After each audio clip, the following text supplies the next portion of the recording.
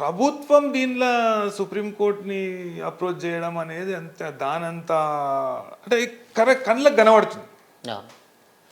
ఇప్పుడు ప్రభుత్వము ఓడిపోయింది, ప్రభుత్వం పెట్టిన కేసులో హరీష్ రావు గారు దోషిగా నిర్ధారింపబడలేదు, లేకుంటే అది కొట్టివేయబడ్డది, ప్రభుత్వం అప్పీల్కి పోయింది అంటే ఉండొచ్చు.